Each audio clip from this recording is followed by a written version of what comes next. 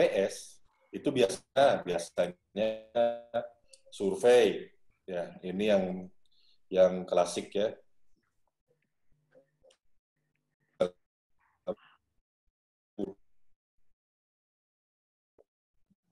Ini enggak sponsor atau sih, slide-nya adalah seperti ini ya. Jadi udah bawa televisi dikumpulkan 3 merek, tipenya sama, kemudian ukurannya, speknya sama, dapat harganya, garansinya. Nah, ini bisa rendah, harga tertinggi, harga rata ditetapkan jadi HPS. Biasanya kalau kita lihat di Perlem 9 2018, Bapak Ibu, kita boleh menyusun HPS dengan membandingkan biaya, membandingkan kontrak sebelumnya, kemudian memperhatikan inflasi. Nah, jadi kalau misalkan dicontoh ada tender 2 bus medium di Agustus tahun 2019 di slide saya ya. Nah, ini terlihat ya infonya ya. Nah, jadi ada 2 bus medium, tendernya di Agustus 2019, pagu 2,1 miliar, HPS-nya 2,090 miliar. 877. Habis tender 1,9 miliar lebih. Nah, kembali di tender 2 tahun 2020, misalkan mau diadakan di tahun anggaran 2020, mohon maaf, akan diadakan lagi paket sejenis, harganya sama-sama 2 paket, sama-sama 2 bis. Nah, kita perbandingkan lagi dari tingkat inflasi yang ada. Ini bisa lihat dari website Bank Indonesia, kan kita bisa tahu tingkat inflasi yang ada. Ya, tinggal diperhitungkan dari kontrak yang ada itu tadi. Lakukan dasar perhitungan cascading aja, artinya dia dihitung berdasarkan tingkat inflasi dari bulan ke bulan. Dari bulan ke bulan. Pak, kalau namanya inflasi itu kan dimukul rata. Ya, oleh karena itu gunakan rataan hitung dari atas perhitungan yang bulan ke bulan ini tadi. Jadi bukan langsung pakai 2,4 miliar ini tadi, tapi menggunakan 2,2 miliar yang rata-rata dari bulan Agustus sampai dengan Maret. Nah, ini salah satu cara, Bapak Ibu. Salah satu cara. Artinya, namanya juga memperkirakan ya, memperkirakan. Bisa jadi, boleh ambil yang tertinggi, tapi kalau kita melaksanakan rataan hitungnya, menggunakan rataan hitung sebagai HPS dengan dasar-dasar pertimbangan bahwa, oh kalau bis ini tadi, bukan barang yang volatilitas harganya, fluktuatifnya cepat gitu loh. Jadi kita gunakan aja rataan hitung di rata-rata. Kena pemotongan. Kalau kena pemotongan seperti apa? Udah nih. Kalau yang nilai barangnya kuantitas besar gitu ya, kayak video wall misalkan. Video wall 9 unit dijejer 3x3. Nah, ini kan harganya misalkan sekitar 460 juta satuannya. Itu kalau dibeli satu kan aneh, 3x3 konfigurasinya, jadi dapatnya cuma 4, nah, jadinya kecil. Nah ini juga atau malah jadinya ganjil gitu, jadi dia ada bentuk kotak akhirnya. Nah ini kan bentuknya jadi aneh. Nah, ada beberapa pekerjaan yang memang kondisinya kalau memang tidak bisa dilaksanakan, atau bis misalkan 1,1 unitnya sekitar 1 miliar. 1 miliar. Nah, terus anggarannya sekitar jadi 700 juta. Nah, ini kan bis kan nggak mungkin dipotong separuh gitu ya. Nah, jadi kalau memang yang kondisinya sudah tidak dimungkinkan untuk dipotong, ketika terkena refocusing anggarannya, ya mending sekalian aja dibatalkan total. Nah, jadi ya bergantung dari konteks pekerjaannya. Jadi nggak mesti kita pukul rata semua sama. Itu Pak Bandar. Kalau yang lain mungkin mau ngomong diskusi tentang pengadaan barang. Silakan. Oke, kita masuk ke masalah segmentasi ya. Yang ini poin yang ketiga. Ini terkait dengan manajemen rantai pasok, Bapak Ibu. Manajemen rantai pasok ini kan sebenarnya kalau kita yang teman-teman di Pemda itu erat kaitannya dengan pengelolaan barang milik daerah. Kalau teman-teman yang di APBN, seperti kayak Pak Henry yang di sekarang itu masuk dalam Kemendikbud atau Kemenristek ya? Kemendikbud ya, perguruan tinggi ya. Kemendikbud. Iya. Nah, ini kan instansi kementerian nih. Itu kan punya metode terpisah yang namanya pengelolaan BMN. Nah, tapi pada prinsipnya mau dia pengelolaan regulasi pengelolaan BMN, manajemen BMN, maupun regulasi BMD, itu sebenarnya kan prinsip ya, kalau kita dari kacamata ilmu manajemen adalah manajemen rantai pasok, Bapak Ibu. Nah, jadi yang dilihat dari manajemen rantai pasok ini mulai dari proses paling hulu, paling awal, penyedia mengelola sehingga kita menyusun daftar penyedia potensial. Nah, itu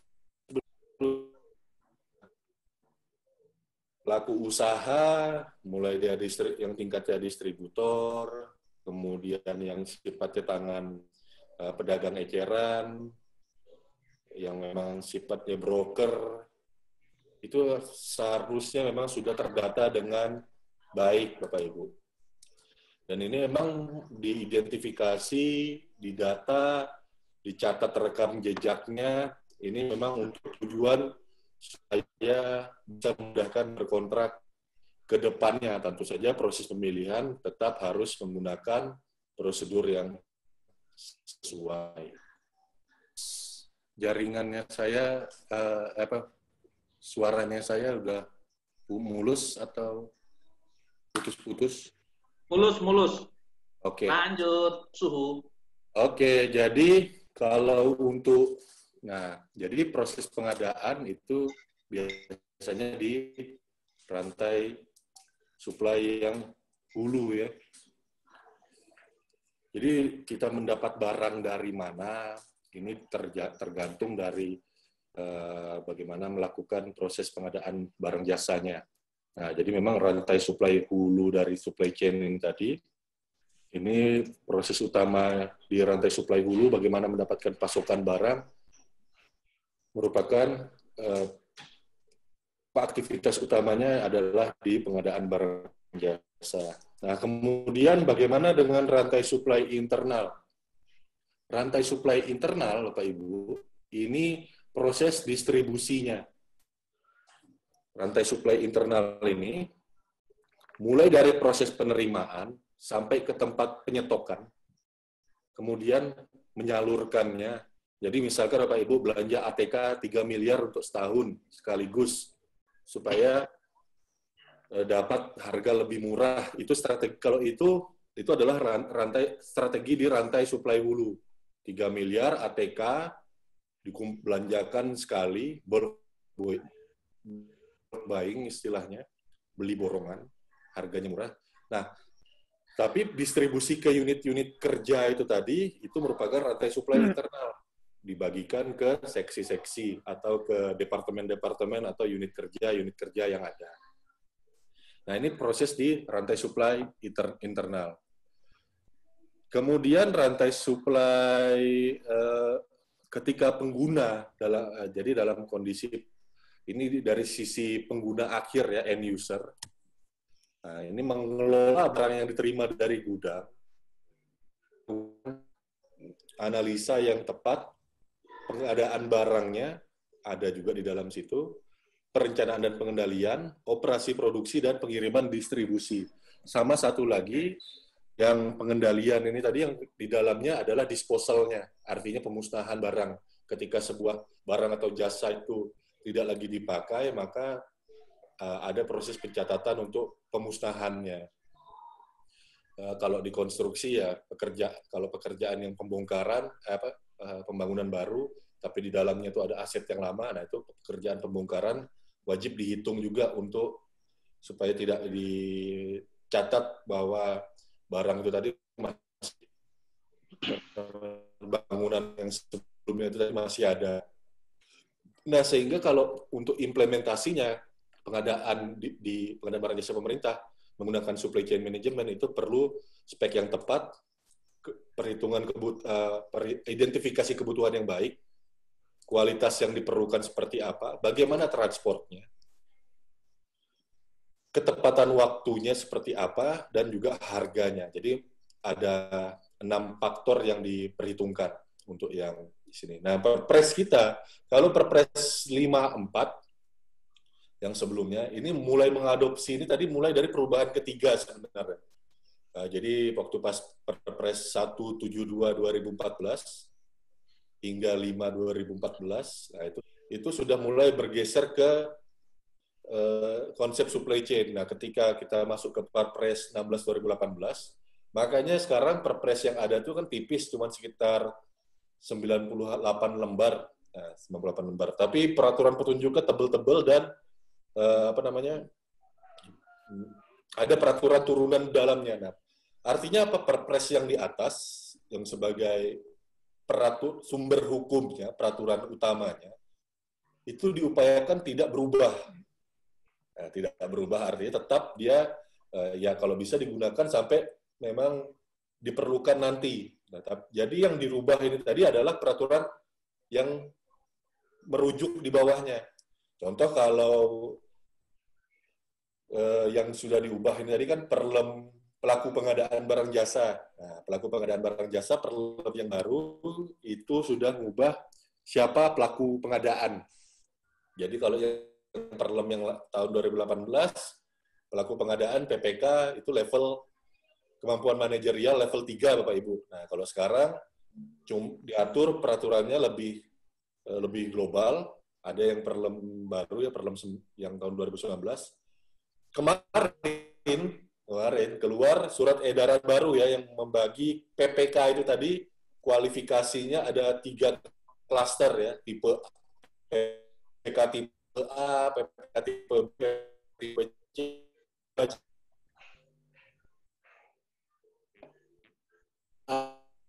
C. Biasanya ini yang memperhatikan masalah kompetensi ini Pak Rangga kayak rasanya. Sudah baca? Pak Rangga hadir, Pak Rangga? Hadir. Sudah sempat baca enggak tuh yang surat edaran Kepala LKPP nomor 8 tahun 2020 tentang klasternya PPK itu tipe A, tipe B, tipe C? Iya. Kayaknya sih implementasi tindak lanjut dari penyederhanaan prasyarat PPK kan. Gitu.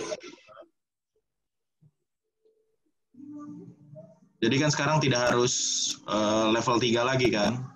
Makanya muncullah klaster itu tindak lanjutnya.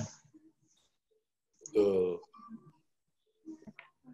Sedang dipelajari, Pak, sedang dipelajari. Siap. Jadi saya juga sama nih, masih belum terlalu paham yang tipe A, tipe B, tipe C, karena itu baru hitungan jam rilis ya. Masih belum nyampe 24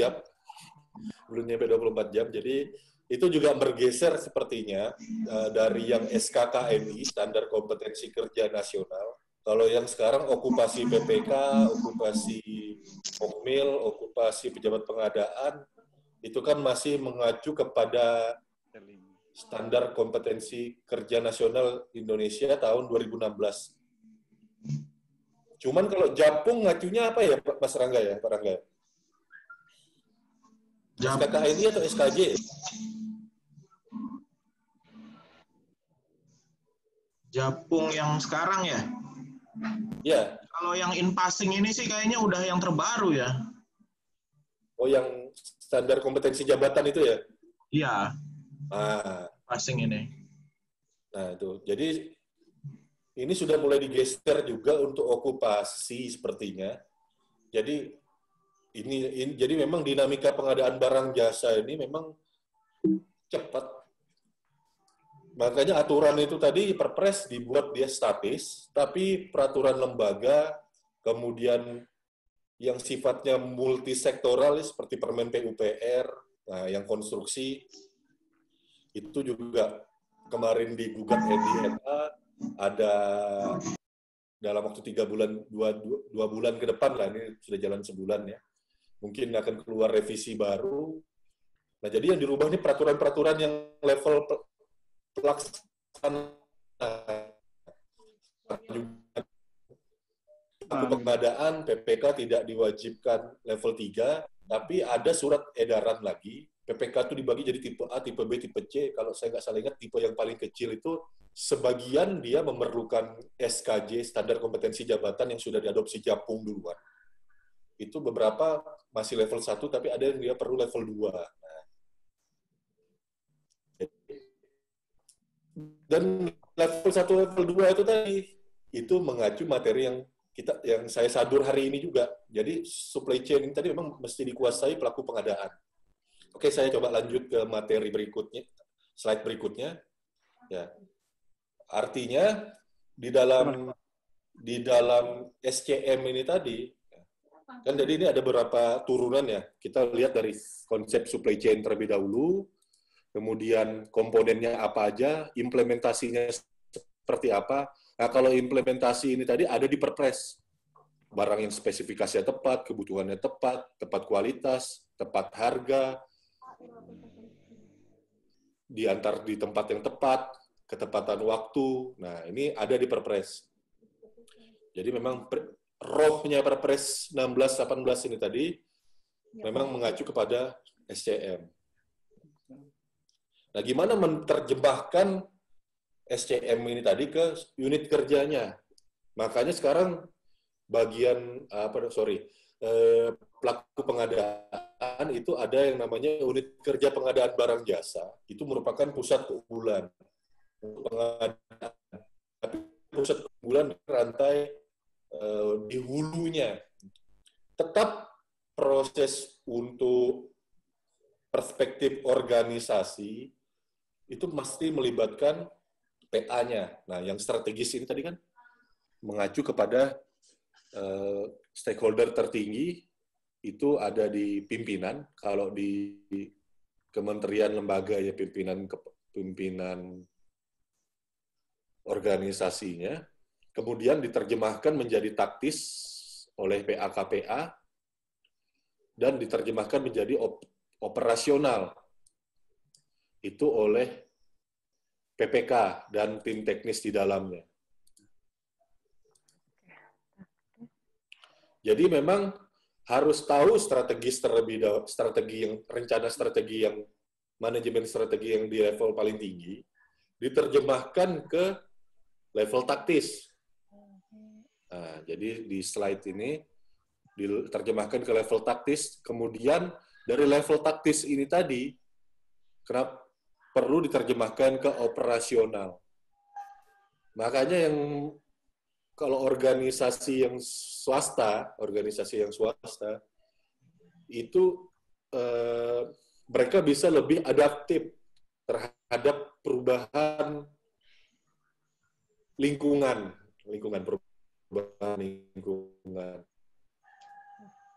Kita yang pemerintah ini paling terasa ketika repot pusing. Ini untuk membahas internal anggarannya sendiri saja ya. Ini terjadi kesulitan gitu. Yang diundang level terbawah, level operasional, diminta pangkas 50%, tapi koordinasi di taktis dan di strategis bisa dibilang pasif. Nah, sehingga harus se-Indonesia diancam dulu sama Ibu Menteri, kalau tidak dikumpulkan cepat 50%, DAU-nya nggak disalurkan ya itu. Nah, karena ya ini memang gejala se-Indonesia memang kita belum terbiasa organisasi kita untuk menggunakan manajemen rantai pasok makanya memang kita ya, diarahkan punya untuk ini. Jadi memang perlu diterjemahkan ketika di level strategis, tujuan organisasi seperti apa itu biasanya dituangkan dalam dokumen yang memang membahas rencana jangka panjang.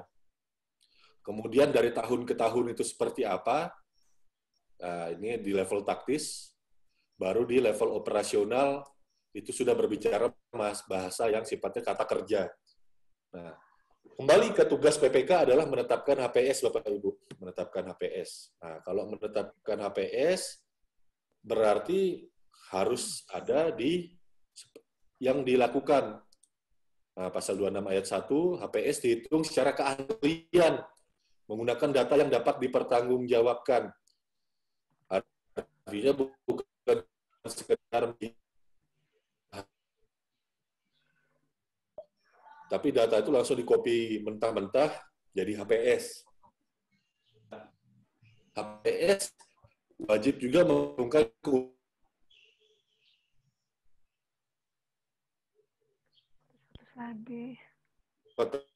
bersifat rahasia, kemudian total HPS itu berdasarkan nilai HPS ditambah dengan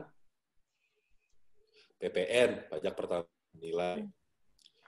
Nah, kalau sifat seperti ini, HPS dihitung secara keahlian, memperhitungkan keuntungan dan biaya, bersifat terbuka dan tidak bersifat rahasia, maka sebenarnya memerlukan riset atau metode sains.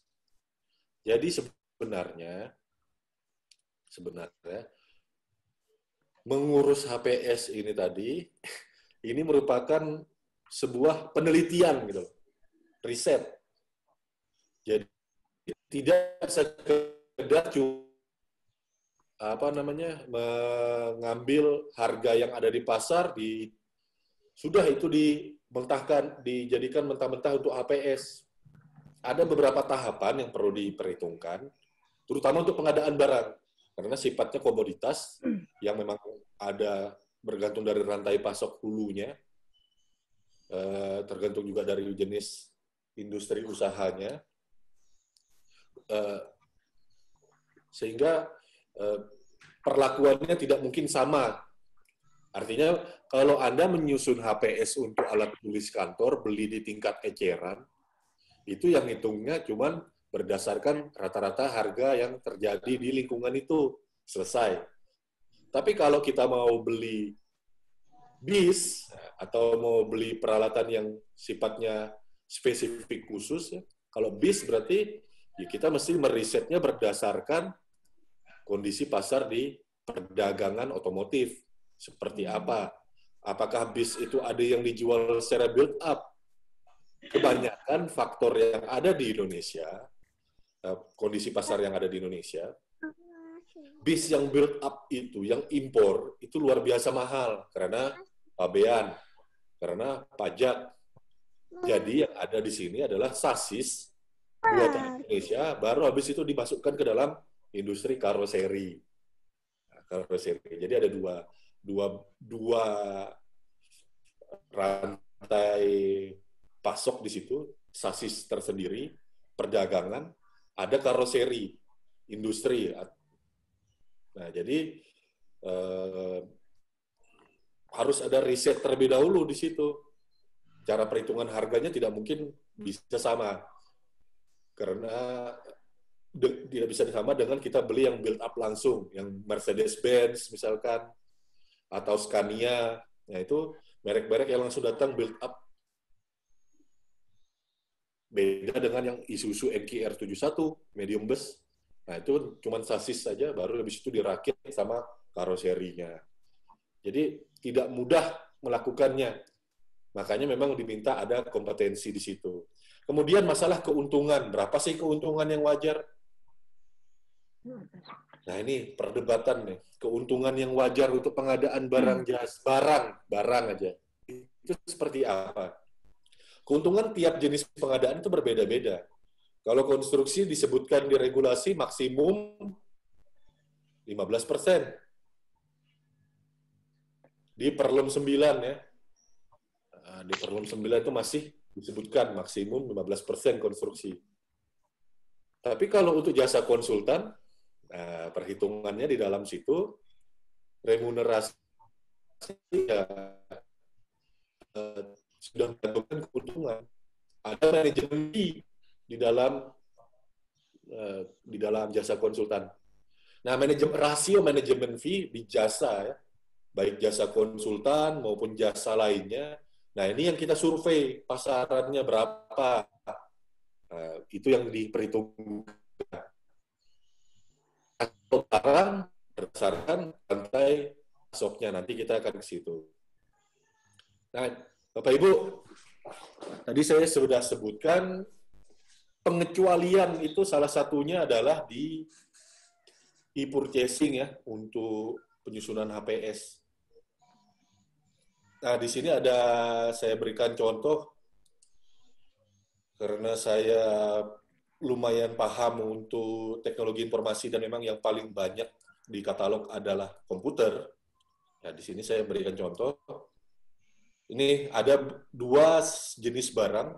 Spesifikasi kalau dilihat dari teknologinya, prosesornya yang paling gampang ya bagi orang awam, itu yang ada di katalog ini, Intel Xeon W prosesor itu 49 juta. Itu sudah lengkap sampai PPN-nya, tinggal ongkos kirim aja.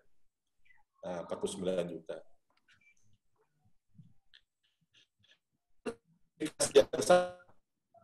Dengan spesifikasi sama. Intel Xeon W, produknya Apple, itu harganya 5.999 US dollar. Nah, kalau dikurskan di rupiah,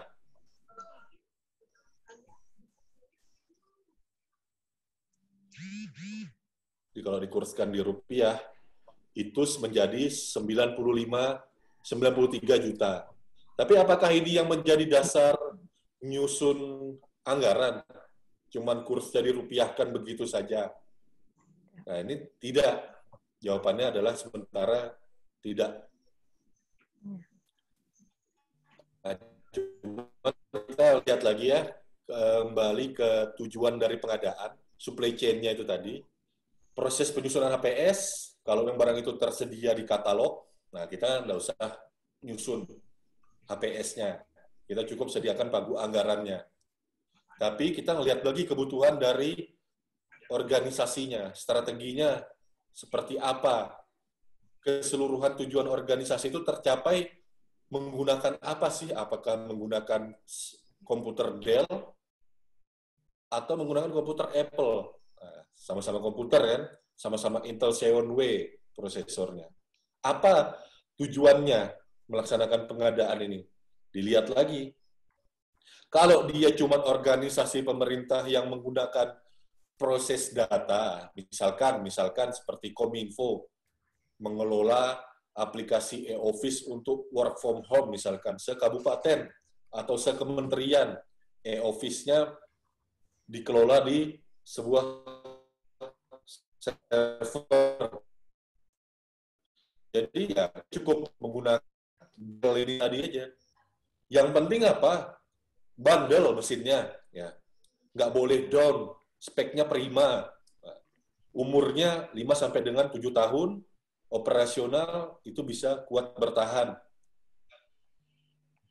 Nah, kepala dinas dalam Renstra atau kepala Satker, ya itu menentukan bahwa tujuan kita adalah aplikasinya yang digunakan. Ini tidak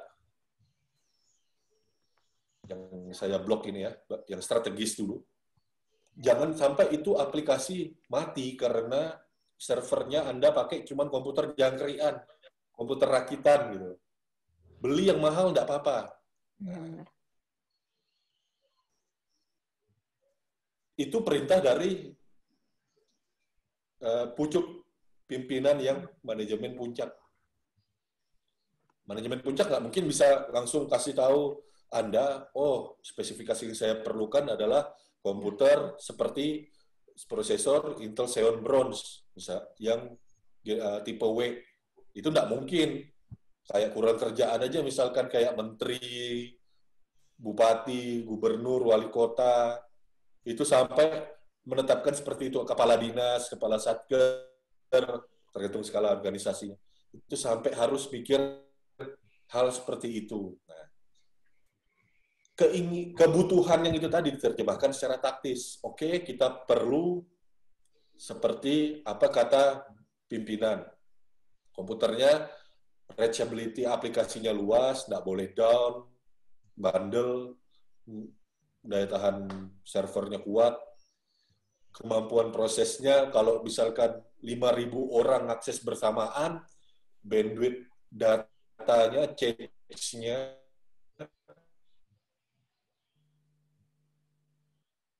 bisa lambat. Nah, kita perlu yang seperti apa?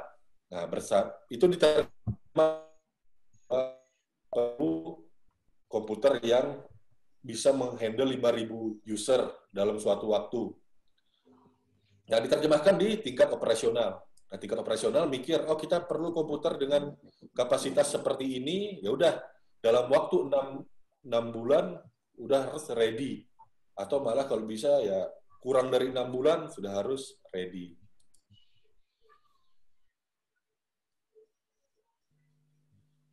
Sehingga kebutuhannya hanya untuk pengolahan data, pengelolaan aplikasi, ya server seperti ini cukup, ya server seperti ini dengan spesifikasi yang ada ini tadi udah memadai, mumpuni.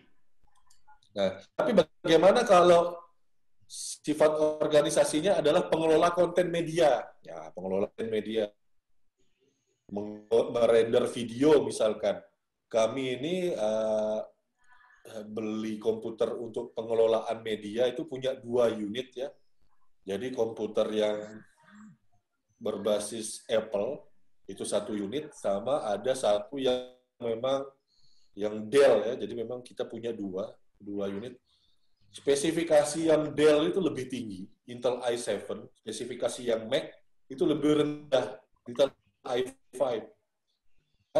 Kalau sama-sama merender satu video yang ada, satu video yang sama ya, kita ada beberapa, jadi kita punya beberapa bahan, ada yang memang untuk tayang ke YouTube, ada yang untuk tayang di pertemuan. Nah, itu jadi yang untuk sifatnya learning ya, itu tidak banyak dipotong. Itu ada 2 PC yang kita gunakan. Durasinya sama, itu bisa, yang Apple itu bisa 1 jam aja untuk ngerender. Yang Dell itu bisa perlu 3 jam. Jadi kayak komputer kemarin, kegiatan webinar kita yang kemarin, itu ngerendernya yang sudah tayang di YouTube, itu perlu 3 jam. Merender yang video durasi 1 jam itu aja. Jadi memang organisasi pemerintah yang untuk pengelola konten media, itu memang walaupun speknya sama, ya kita lihat cuman oke, sama-sama Intel Xeon,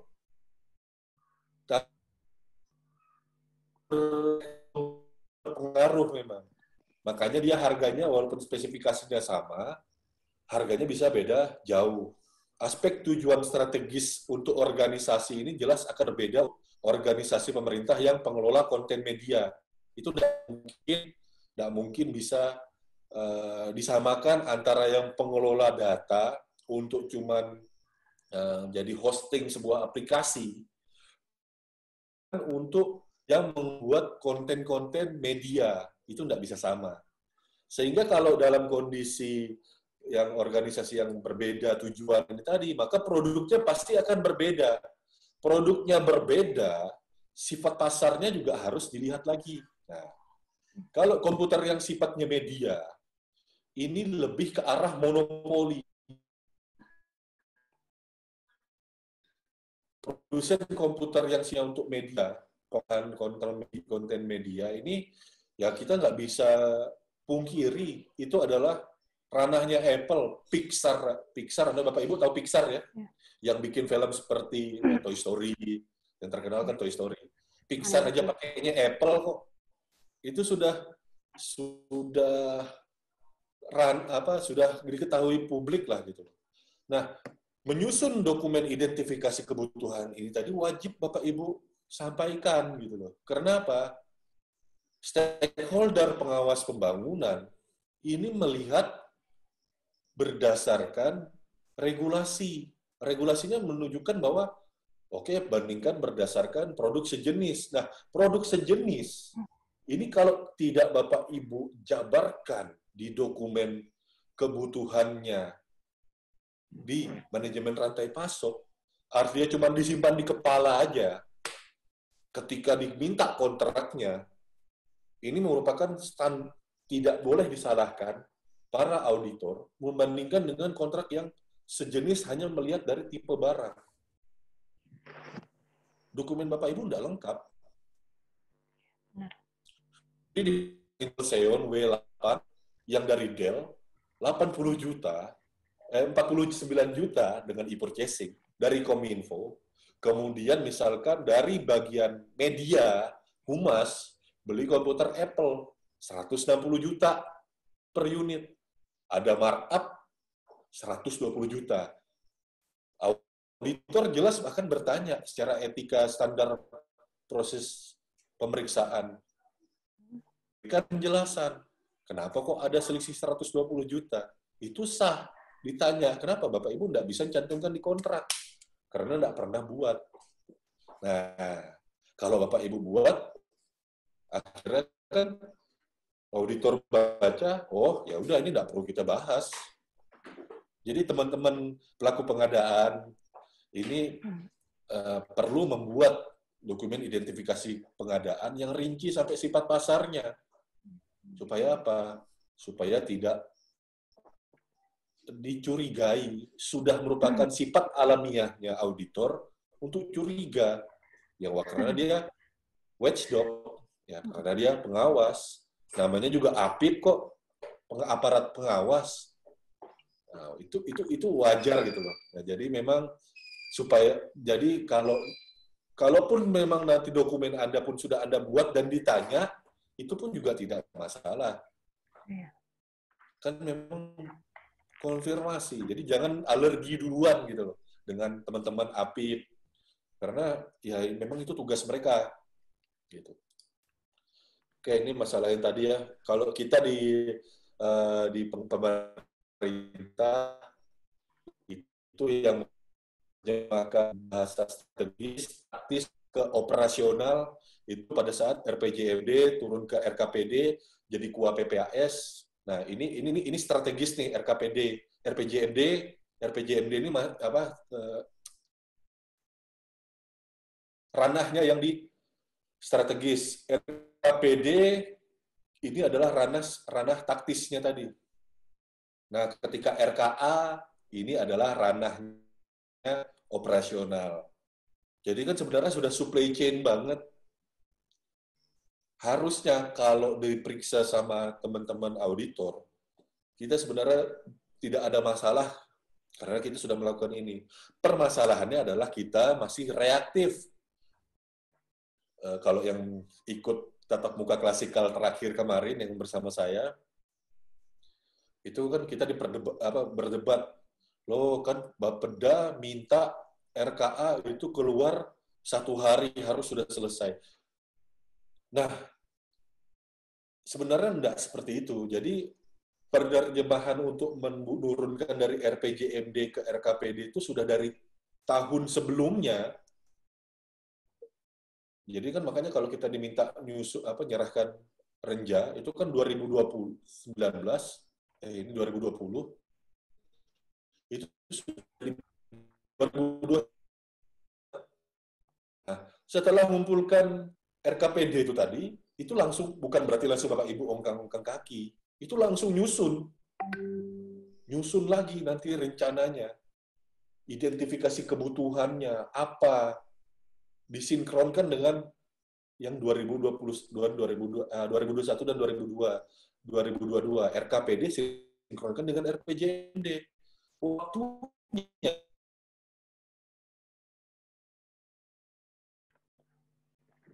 permintaan renja kalau di pemerintah daerah ya, kalau di pemerintah vertikal nih teman-teman, saya kurang terlalu paham yang untuk BMN ya, pengelolaan APBN ya. Ini memang saya takut garis besarnya paham, cuman saya takut salah menggunakan istilah, jadi saya pakai yang saya pahami aja. Jadi Pemda. Jadi ketika dalam rentang waktu dari Desember, Januari, Februari, Maret, April, itu sudah tersusun. Jadi ketika diminta menginput untuk tahun satunya, itu ya KAK, kerangka acuan kegiatan, bukan KAK kerangka acuan kegiatan, KAK konsul proses pengadaannya. Kerangka acuan kegiatan, itu ya sudah harus kalau DPA itu itu bukan karena Bapak Bapak Ibu dikasih waktu 1 minggu untuk mengerjakan. Tidak. Suratnya memang 1 minggu ke asistensi. Itu betul suratnya, itu mengumumkan waktu asistensi. Tapi KAK apa segala macam dokumen itu tadi sudah harus 4 bulan sebelumnya disusun. Nah, supaya itu tadi tidak terjadi, pemeriksaan itu lengkap, auditor itu bisa enak membaca, ya tolong ketika perencanaan pengadaan RUP, pagu bukan hanya cuma melihat pagu indikatif aja, tapi harus ada identifikasi komponennya, harus terlihat penyesuaian harganya, strateginya nanti seperti apa. Data kontrak yang sejenis dari 2-3 tahun sebelumnya harus tersedia. Dan juga RAP-nya harus ada. Jadi memang harus sudah tersedia data itu tadi. Kontrak itu tadi, HPS itu tadi perkiraannya bukan cuma sekedar konversi dari dolar ke kurs saat itu, kemudian itu dijadikan dasar menyusun anggaran. Tidak sesimpel itu. Nah, kalau di Perlem 7, ini ada banyak ya, biaya pendukung, biaya pelatihan, kan Pak Endi? Ya, Suhu. Tadi di Perpres itu ada disebutkan HPS dihitung berdasarkan keahlian. Apakah itu untuk barang atau itu untuk konstruksi yang keahlian itu? Mohon penjelasannya, Soalnya. Oke. Ya kalau HPS dihitung berdasarkan keahlian itu tadi, itu berlaku untuk semuanya. Pengadaan barang, pengadaan jasa lainnya, jasa konsultan, kemudian pekerjaan konstruksi itu 4-4-nya. HPS memang harus wajib disusun berdasarkan keahlian. Ya, kalau untuk pekerjaan konstruksi kan ada konsultan perencananya. Nah, dalam komponen konsultan perencana itu tadi, ketika menganggarkan dan memilih penyedia, baik dia tenda, baik dia seleksi atau pengadaan langsung, itu kan yang jadi fokus utamanya adalah tenaga ahli. Tenaga ahli mengolah spesifikasi, memperhitungkan perkiraannya, engineer estimate-nya. Nah, engineer estimate ini kan rumputnya memang keahlian, ya. Makanya dibayar dengan remunerasi tenaga ahli. Nah, jadi itu sudah otomatis terpenuhi, karena kalau pakai Kementerian PU ini tadi, HPS, Permen PUPR, ya, itu kan HPS itu memang kebanyakan dirancang oleh konsultan perencana. Nah, jadi ya memang berdasarkan keahlian. Tapi tidak dilarang juga sebenarnya kalau memang di sebuah dinas PU itu isinya ahli-ahli semua. Gitu. Adaan jasa itu kan ada 2 cara, penyedia sama swakelola.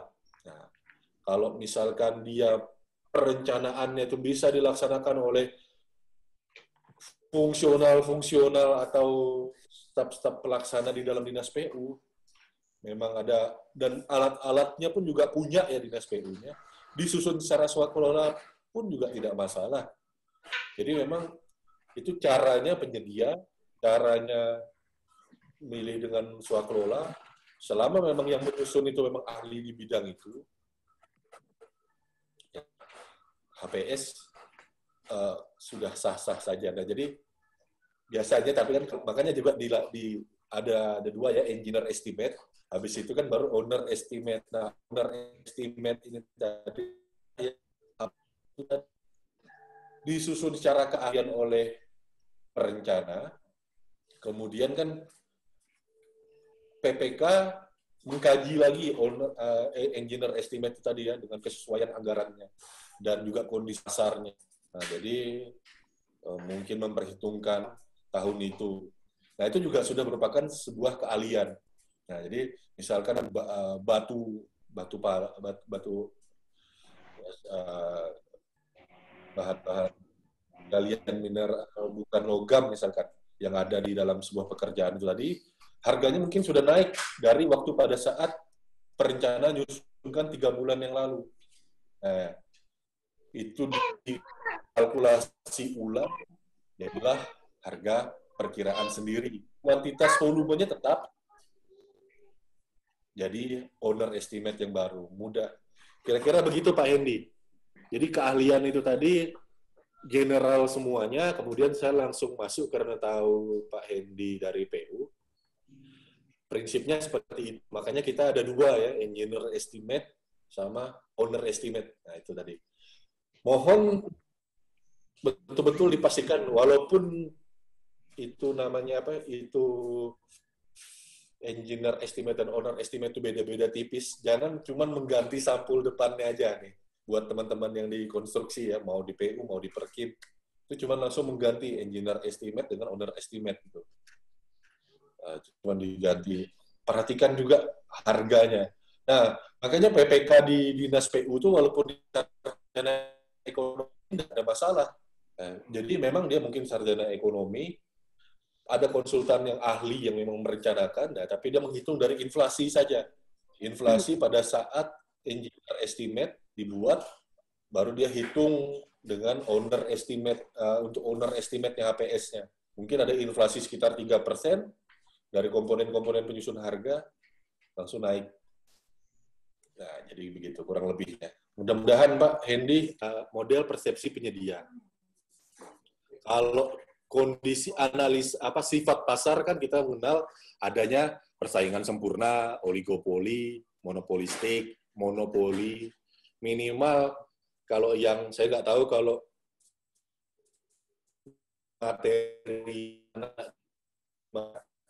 bagi yang seangkatan saya atau lebih senior daripada saya, itu kemungkinan besar ketemu materi sifat pasar ini tadi waktu kelas 2 SMP, kemungkinan besar. Nah, bahwa ada pasar persaingan sempurna, oligopoli, persaingan monopolistik, monopoli, itu sifatnya. Nah, tapi yang terpenting ini adalah bagaimana persepsi penyedia. Slide saya kelihatan ya Bapak Ibu ya? Kelihatan ya? Bagaimana persepsi penyedia terhadap, kalau kelihatan kasih jempol. Kelihatan slide? Oke. Bagaimana persepsi penyedia terhadap organisasi. Ini kita melihat dari pelaku usaha, itu omsetnya dia terhadap kita, itu berapa persen. Jadi omset globalnya dia, karena pelaku usaha itu kan tidak hanya cuma untuk pemerintah aja. Ada pelaku usaha yang memang melayani di luar pemerintah, swasta juga apa segala macam ada. Nah, persepsinya kalau omset belanjanya kita, walaupun kita belanjanya 100 miliar belanjanya ke penyedia itu tadi, kalau itu cuma 0,8% dari omset dia per hari, nah misalkan, atau per minggu atau per bulan, bagi penyedia itu tadi, kita diabaikan. Demikian juga ya, dengan yang di atas 0,8 sampai dengan 5%, nah ini, oh ya, bolehlah kita. Nah, bagi penyedia yang memang sifatnya, oh ada nih Kutai Barat mau tulang bawang mau melaksanakan pengadaan komputer nilainya 18 miliar. Ya, kalau bagi kami PT apa ya namanya? PT Semoga Jaya Selalu, omset kami itu mah 100 miliar itu hitungan detik aja. Nah, itu tapi ada dah, itu kurang lebih sekitar 3% dari omset kami. Oke, boleh dipertimbangkan deh Kutai Barat. Nah, itu persepsinya mereka.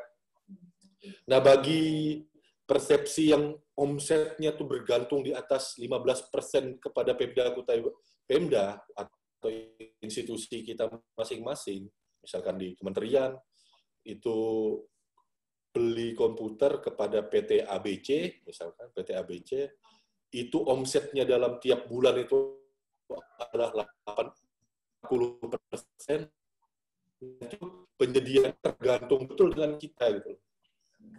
Nah, ini persepsi, sehingga menariknya sebuah paket itu tadi, dan kemampuan melaksanakan sebuah paket pekerjaan itu tadi sebenarnya dilihat dari salah satunya adalah persepsi penyedia. Nah, ini nggak bisa kita lihat, nggak bisa kita pungkiri bahwa pasar itu bermain seperti itu, mekanisme pasar yang berlaku. Jadi sebesar apapun paket kita, itu tidak kadang bagi penyedia tertentu, kelas barang tertentu, komoditas tertentu itu bisa jadi tidak berarti gitu loh. Nah, jadi secara nilai bisnis walaupun harganya itu tinggi, tapi kalau tidak menarik bagi mereka, bagi pelaku usaha, nah ini bisa terbagi jadi 4 kuadran ya. Kalau kondisi yang pertama nih, sudah menilai paketnya kecil, value-nya kecil, terus tidak menarik di persepsi para pelaku usaha, kebanyakan. Ini adalah marginal. Tidak menarik ini bukan hanya dipisahkan ya, kalau yang di value of business ini, value of business, nilai paketnya, itu oke, bisa jadi kecil, terus ditambah lagi dengan urusan dengan pengadaan dengan pemerintah ini ribet, saya nggak terlalu tertarik. Nah, makanya pemerintah ini berkutat di marginal dan exploit. Artinya apa? Oke, ketika nilainya besar sekalipun ya, kuadran berikutnya, nilainya tinggi nih, 100 miliar misalkan pengadaan komputer. Tapi mereka otomatis tidak akan tertarik. Maka di sini adalah bagi penyedia persepsinya adalah exploit.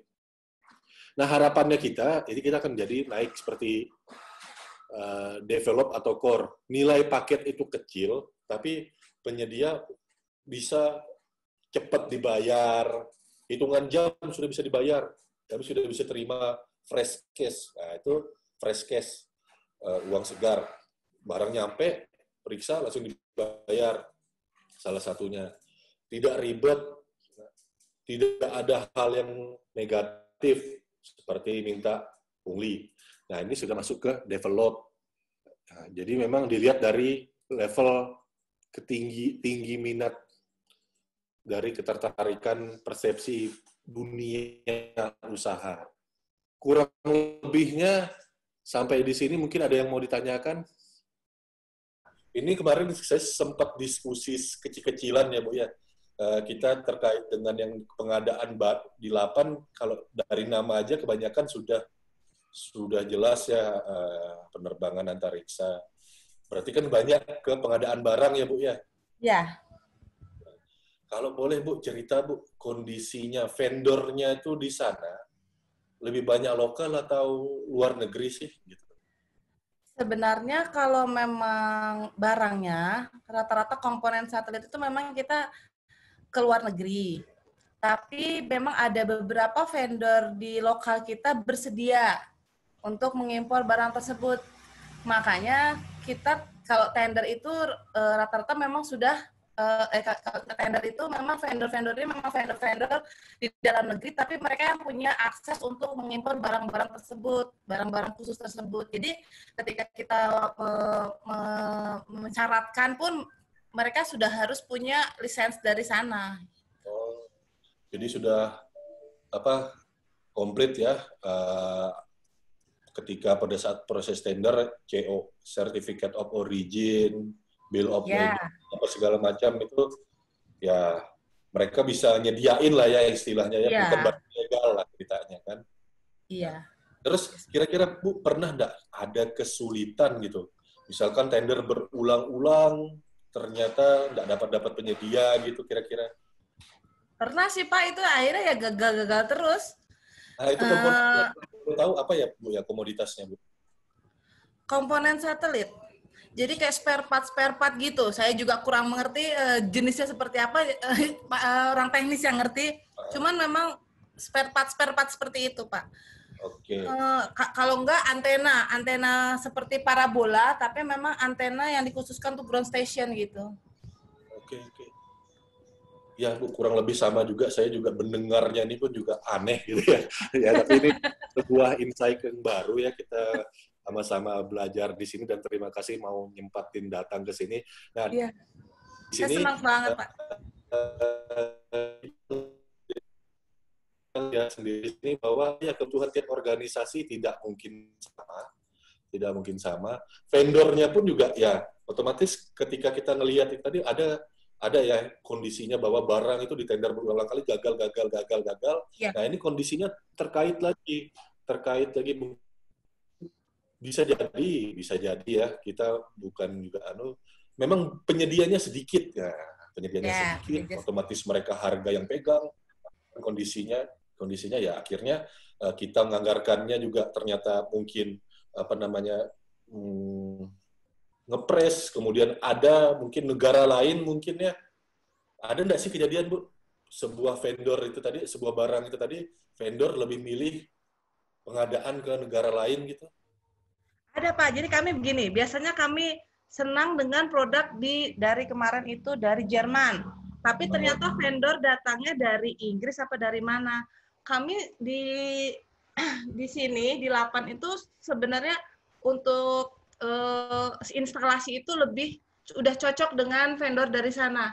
Yaitu kadang-kadang yang kita butuhkan mengarah ke sana, tapi ternyata yang masuk ini dari vendor lain yang kalau kita paksakan akan mubazir gitu anggarannya karena tidak cocok dengan yang sudah kami punya. Itu ya harus pintar-pintarnya kita pada speknya itu, mengatur di speknya itu. Tapi itu sih Pak kalau pengalaman kami. Karena memang kan barangnya khusus gitu kan. Kita kan tidak bisa, iya. Kalau di tender itu kan nggak bisa nyebut merek ya Pak ya. Jadi sebisa mungkin spesifikasinya itu memang sudah khusus. Jadi vendor yang ada di Indonesia itu udah tahu, oh ya mungkin yang seperti ini. Kalau yang dari Jerman itu tadi Bu, distributornya banyak nggak sih? Kebetulan kemarin itu 1 atau hanya 2 gitu. Dan lagi misalnya mereka masuk tender kita, tapi kadang-kadang pagunya yang nggak cocok karena kan mengikuti kurs ya. Iya.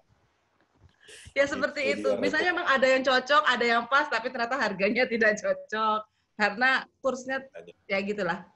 Ketika menyusun HPS kursnya masih rendah, ketika sudah jalan kursnya sudah melambung kayak gitu ya. Seperti kondisi saat ini Pak, kami juga ada tender ketika menyusun HPS masih pakai dolar yang saat itu kan. Berjalan sudah ada pemenang, vendor udah ini ternyata katanya aduh ini kursnya naik karena kondisi seperti ini. Saya juga nggak tahu tuh akhirnya bagaimana depending atau gimana karena memang belum kontrak ya, baru ini aja. Sharingnya luar biasa. Jadi kami juga melihat bahwa memang untuk yang kondisi barang-barang yang khusus, kalau vendor cuma 1 atau 2, kalau saya sih kalau saya di posisi seperti itu, tender itu merupakan apa ya istilahnya? Sudah pasti kita bisa duga bahwa tidak mungkin dapat lah gitu. Iya. Ya memang kadang-kadang makanya Pak, kadang-kadang kayak gitu kesulitan kami itu. Ternyata yang masuk 1, 2. Aduh, akhirnya gagal lagi. Ya saya juga nggak tahu itu teman-teman di ULP itu ya. Kalau ULP-nya sudah ada ULP 8 sendiri atau? Sudah ada. Yang belum ada kami UKPBJ. Jadi saya kebetulan ada di Satker Eselon 2. Jadi untuk urusan tender sebenarnya di ULP semua, kami di pengadaan langsung. Nanti mungkin ke depannya saya akan ditarik juga ke ULP, cuman belum ini karena terkendala wabah COVID ini jadi agak tertunda-tunda juga.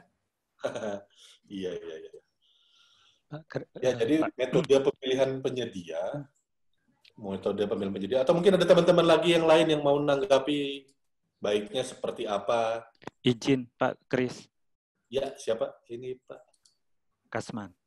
Oh iya, bagaimana Pak Kasman? Mohon izin. Mohon maaf tadi saya bahwa suku cadang ya Bu ya. Suku cadang yang paling cocok itu yang dari Jerman. Ya, Tetapi, misalkan ya Pak, ya. Nah, kalau dipaksakan mubazir, itu menarik saya dengar.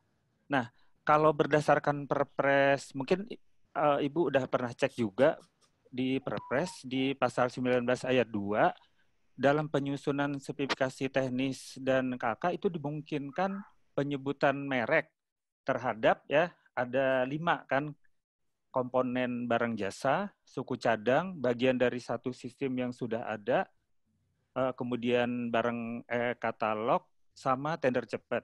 Nah, kalau yang Ibu jelaskan tadi kayaknya masuk di gitu ya. Oh iya. Iya kan? Boleh deh Bu itu disebut. Oh iya, boleh ya. Boleh. Maaf. Karena saya masih produk Perpres selama saya baru join lagi nih Pak, makanya saya ikut belajar lagi, sempat cuti 3 tahun. Iya, saya masih dulu kan memang tidak boleh menyebut merek ya. Ya, nah, kalau sekarang jadi mungkin ya, daripada maksudnya tuh speknya masuk, tetapi mungkin dari Cina kemudian nggak bisa dimanfaatkan, boleh kok menyebutkan merek. Oh iya. Iya Pak ya. Terima kasih sudah diingatkan. Iya memang boleh sih.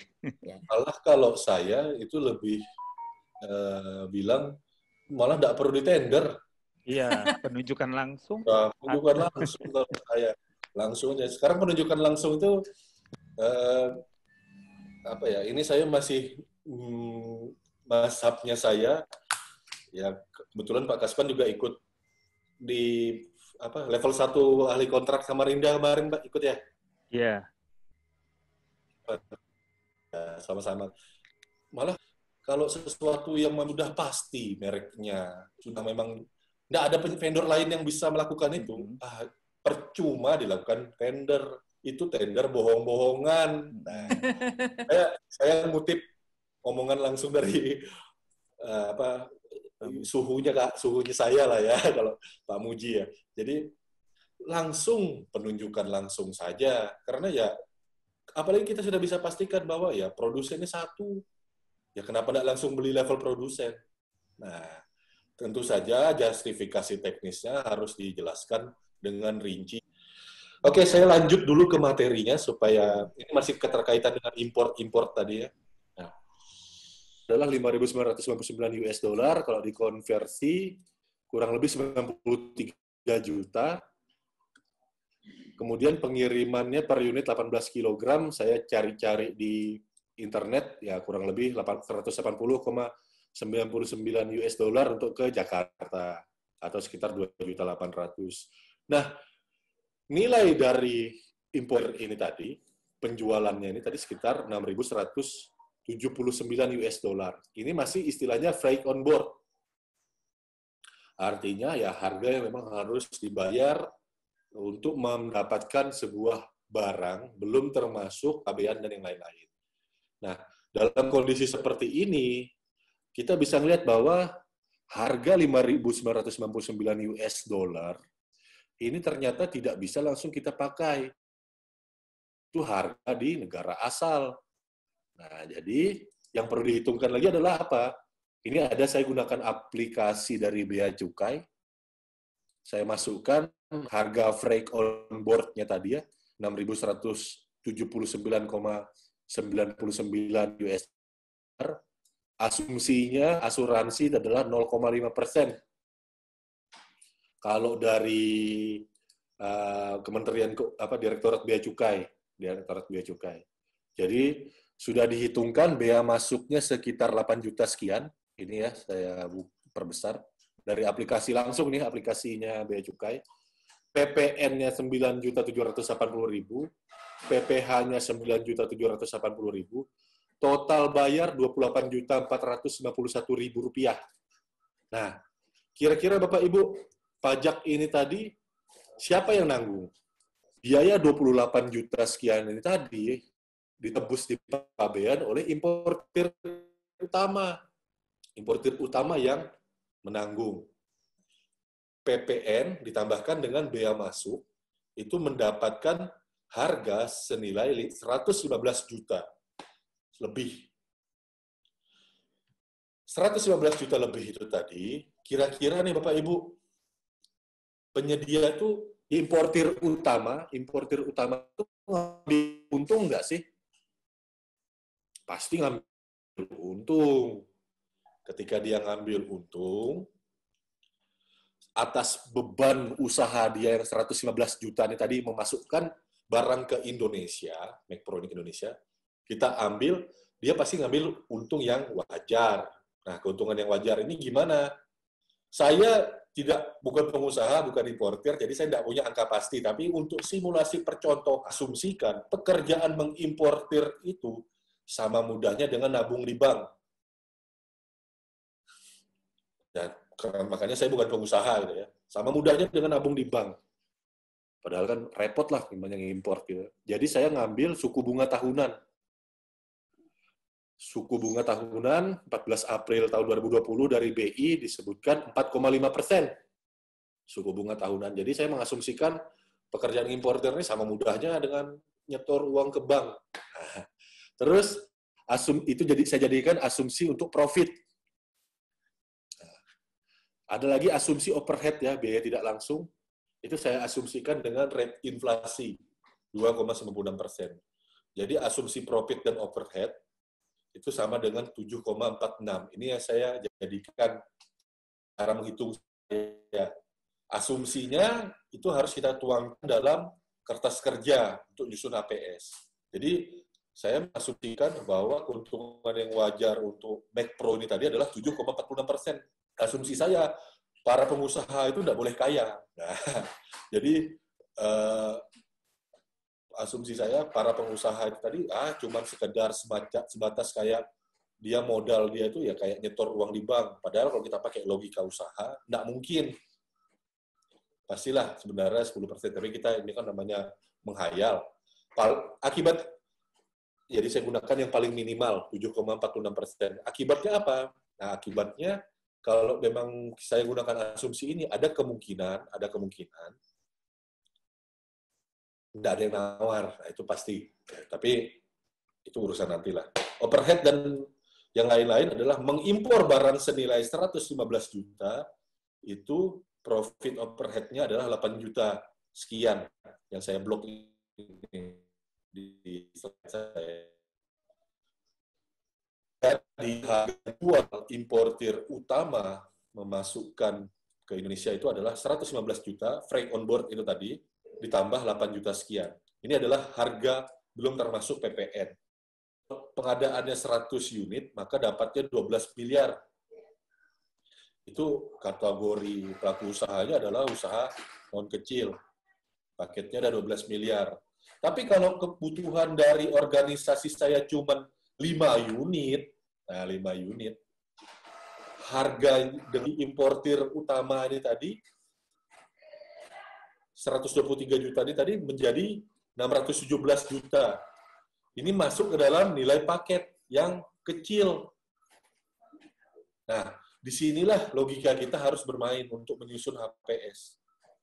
Kalau saya memperhitungkan importir utama, harganya 123 juta per unit, saya hitung kebutuhan saya cuma 5 unit, untuk usaha kecil, ini tidak akan matching, Bapak Ibu. Kenapa? Harga untuk usaha besar dipakai untuk menghitung usaha kecil. secara attractiveness, nah yang ini tadi, ini tidak akan menarik. Penyedianya tidak akan dapat, Bapak Ibu. Bapak Ibu menghitung paket seharga 5 unit, harganya importir utama.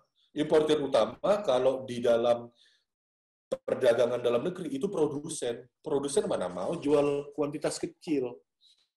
Sehingga paketnya kecil, segmentasi usahanya kecil, Bapak Ibu harus hitung lagi harganya itu berdasarkan usaha kecil. Jangan dipaksakan harga non kecil di usaha paket kecil, nggak akan bisa dapat paketnya.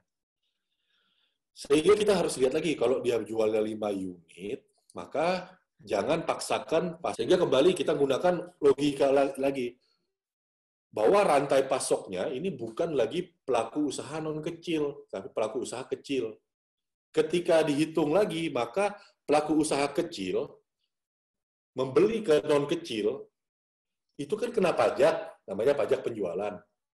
Sudah kena nih 10%. Harganya non kecil, harganya pelaku usaha kecil ini tadi, sudah nilai perolehannya dia itu sudah 135 juta. Usaha kecil ini tadi harus ngambil untung. Logis lah. Nggak mungkin dia cuman jual harga dari ngambil di produsen, kemudian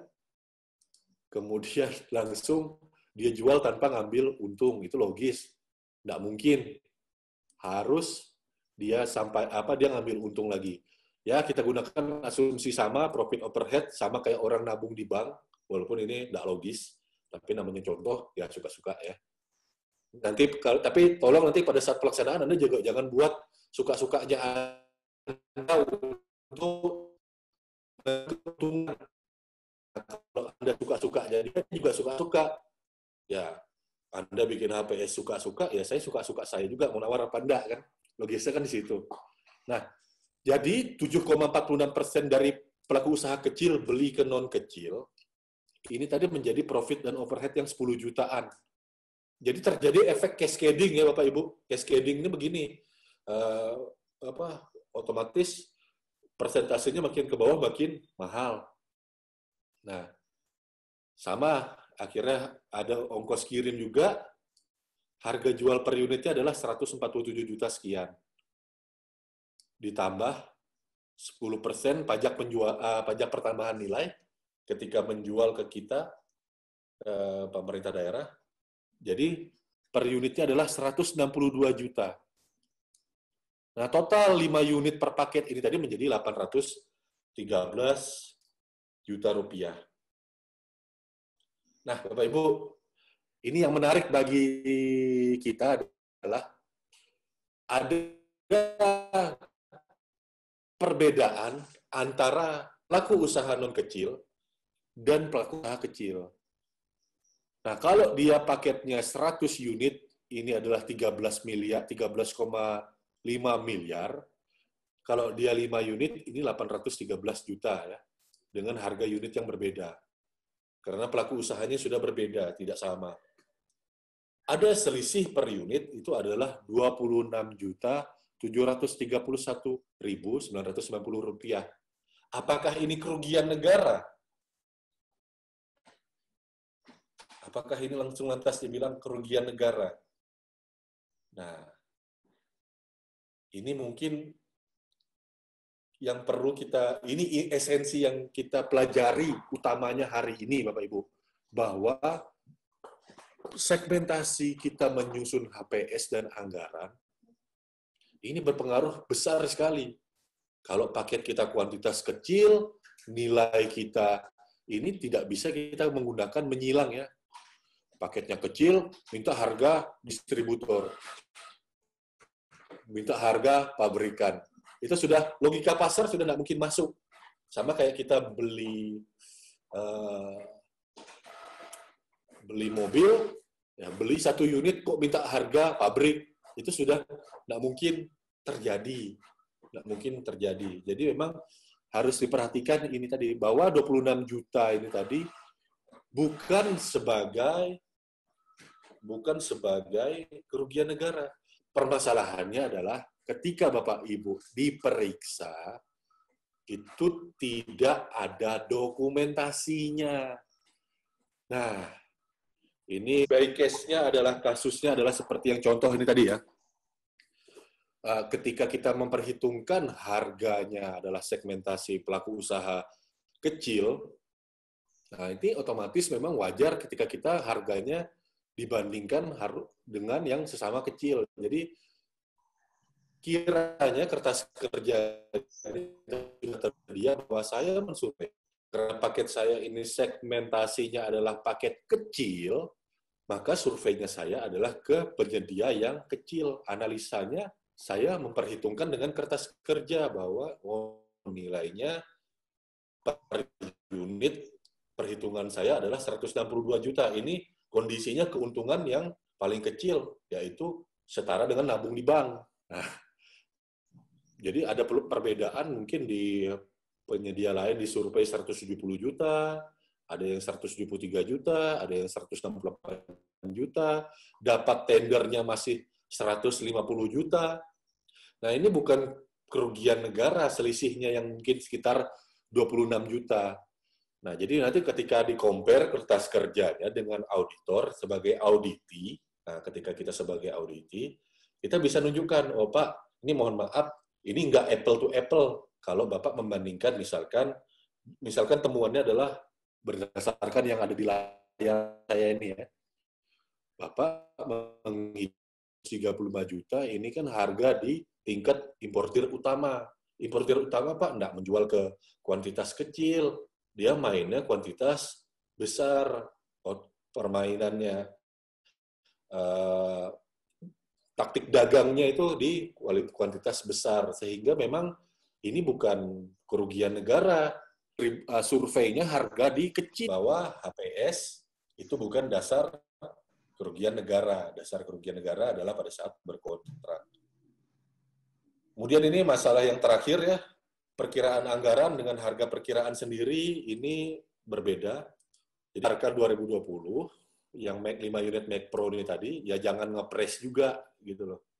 Artinya Anda ngepres buat Anda hitungkan kira-kira 813 juta, terus Anda enggak kasih lebih gitu ya. Perhitungkan juga fluktuasi nilai tukar, asumsikan kursnya naik 5%.